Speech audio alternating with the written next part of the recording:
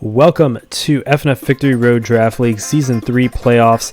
This is going to be the second set of losers round 1. This is the set between Morgana and Lakeshore Ledians versus F Witch and Alakazamelot.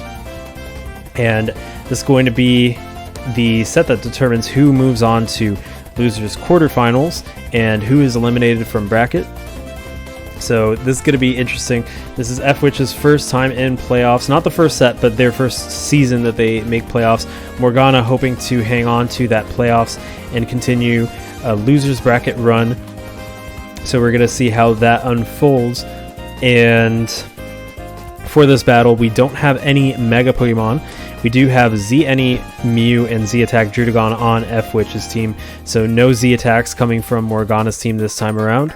Looks like we do have some hail going on with Beartic and Ninetales Alola. Lots of big speed on Morgana's team.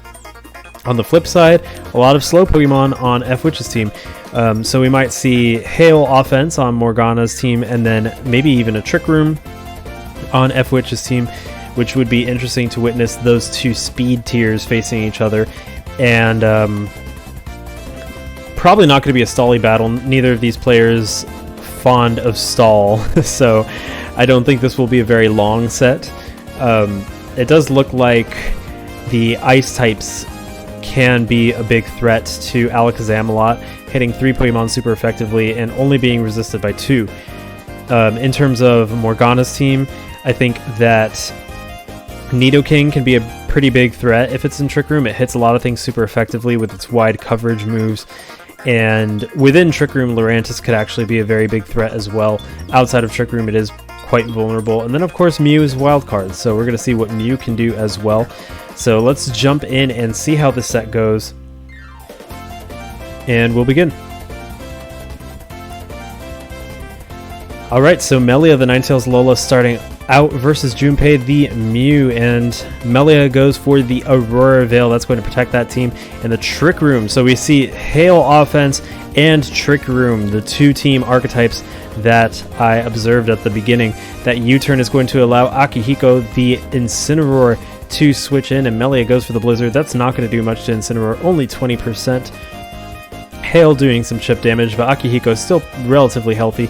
Dromark, the Mudsdale, is going to come in, and there's the Flare Blitz. It only does 18% to Dromark, and it activates Stamina. Dromark actually looks like a big problem for F Witch's Trick Room strategy because it is quite a slow Pokemon, and it is very bulky. So Yukati, the Primarina, is going to come in, and there's the Stealth Rock going up on F Witch's side. Yukati is now free to go for some water moves versus Dromark. Maybe it won't stay in, though. Actually, it does stay in, going for the Earthquake. Yukati goes for the Substitute. That's going to put it at 24%, Dromark at 88%, and the Trick Room wore off. The Aurora Veil still there, though. That Hyper Voice brings Dromark down to 36%. As Dromark goes for the Earthquake, that is going to take out the Substitute that Yukati made. Yukati is going to go for... Oh, it looks like Kyoko switches in to take whatever comes next, and that's the Hyper Voice. It's only going to do 9%, Kyoko being protected by that screen as well. Misty Terrain also activated, and Yukati gets hit by that Moonblast. It's going to bring it down to 8% and also reduce special attack. So the Energy Ball is not going to hit as hard as it normally would have if the screen weren't there and if the SP attack wasn't lowered. But it looks like now the screen is gone. Moonblast takes out Yukati, and the score becomes 6-5. Misty Terrain is still up for 2 more turns, and Junpei switches in. The Shadow Ball is going to do 43% to Junpei, bringing down that special defense. And there's the Trick Room on Mew, shifting up those dimensions yet again. Junpei being taken out by the Moonblast. And Kyoko at 100%. Mitsuru, the Lurantis, comes in, and there's the Leaf Storm. That's going to do a whopping 54% on Kyoko, also raising its special attack. And there's a Toxic from Kyoko. Tapu Fini running Toxic. That is a very ballsy thing to run, considering Misty Terrain will not allow Toxic until it goes away. So very nice strategy there by Morgana, although risky. That's going to put a big damper on the longevity of Mitsuru. The Earthquake not going to do much to Mitsuru, and the Leaf Storm takes out Dromark. Trick Room is up after this turn ends though, so Mitsuru is in a bit of a pickle right now because it is compromised. Score is now 4-4 as Ninetales comes in. And the Blizzard's going to take out Mitsuru. The score is now 3-4. Sorry, 4-3. In comes Akihiko again to face Melia. And the Aurora Veil goes up. Will it protect from the Flare Blitz? It looks like Flare Blitz will take out Melia even after the Aurora Veil. Akihiko now confused after the berry, the Mago Berry, is eaten, and the score is 3-3. Beartic Tibbers comes in, and Superpower takes out Akihiko. Score is 3-2 now as Tibbers is at 91%, protected by the Aurora Veil. Its defenses are compromised. Can it take out these final two Pokemon? Shinjito comes in, the Nidoking. Ice Cold Crash is enough to take out Shinjito. Tibbers at 81% now, and the score is now 3-1. And Aegis, the Druddigon, comes in, and Ice Cold Crash also taking out Aegis, and the score is 3-0. That is a victory for Morgana and the Lakeshore Ledians. We're going to jump into the next match.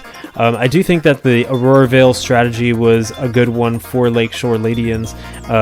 The speed that they have is pretty much unmatched, so it worked out. Once Trick Room was over, Morgana was able to go fast, and Mudsdale really helped in combating that Trick Room because it's so slow. It can provide a hurdle to a lot of Pokemon. I think that F-Witch had a good idea with the Trick Room, especially with Lurantis and Trick Room. The problem with that is that Trick Room, once it runs out, a lot of their Pokemon can be quite vulnerable to the fast Pokemon that Morgana has. So I'm wondering if we're going to see an optimized Trick Room, or if we're just going to see a ditching of Trick Room coming from Alakazamelot next battle. I do think that Morgana will keep relatively the same strategy. It did seem to work out. And it looks like F-Witch named all their Pokemon after Persona 3 characters as well. Little fun fact there, if you played Persona. I have not, but I will soon, so I'll recognize them later when I'm rewatching this in the distant future. So we're going to jump into that next battle now.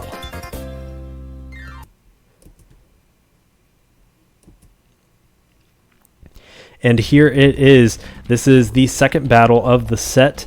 Morgana has to win one more to advance. F-Witch has to win one more to be able to go to a match 3.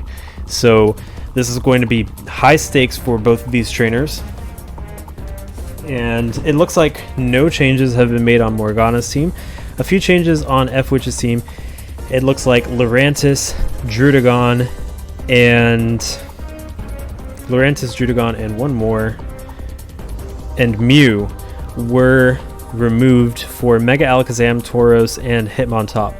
So we do have a Mega this battle, but no Z Crystals at all will be seen in this battle.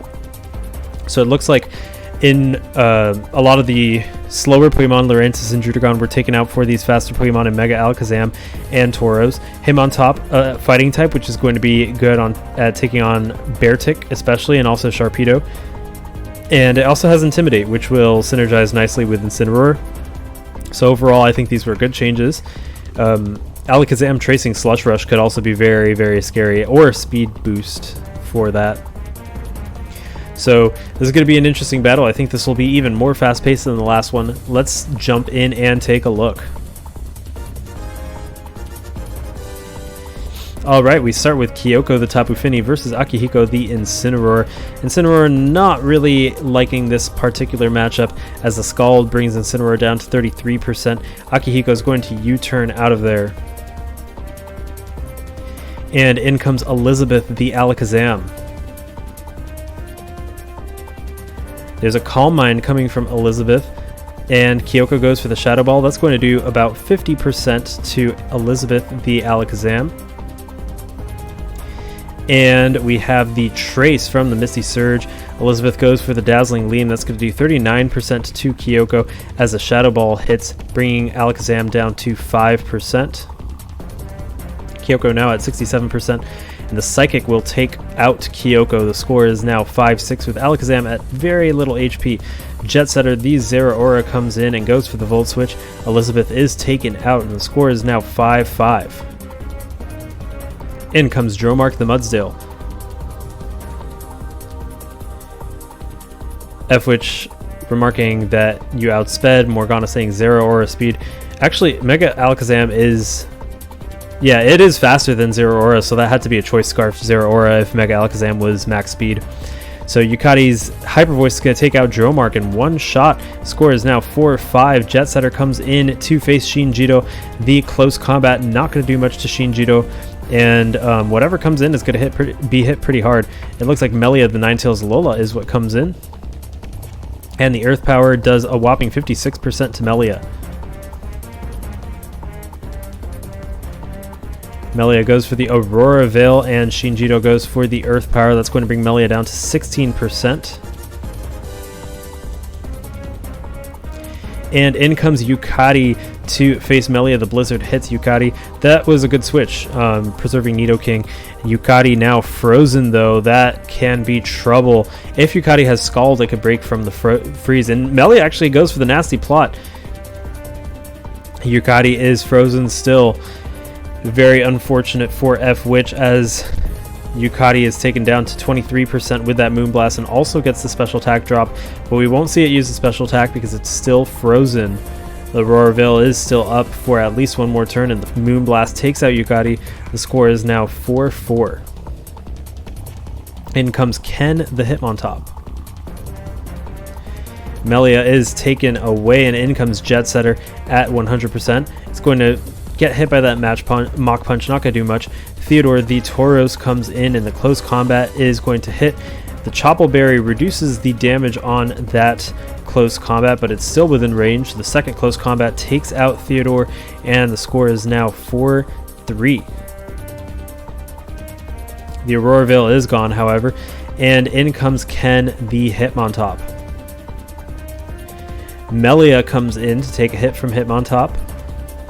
It looks like the Mach Punch will take out Melia. The score is now 3-3 with Ken at full health. Tibbers the Beartick comes in, and the superpower hits Ken pretty hard, doing 66%. Tibbers now at 91%. Ken goes for the close combat, though, taking out Tibbers, and the score becomes 2-3.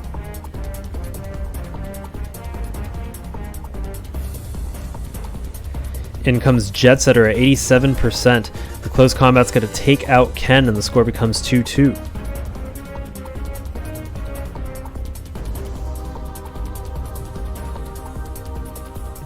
Akihiko the Incineroar comes in to meet Jet Setter, and that close combat's also going to take out Akihiko. Score is 2-1 with Jet Setter having its defenses lowered by 2 stages. And Shinjito the Nidoking comes in. Close combat brings Shinjito down to 49%. And the Earth Power is going to take out Jet Setter. The score is 1-1 with Sharpedo facing Nidoking.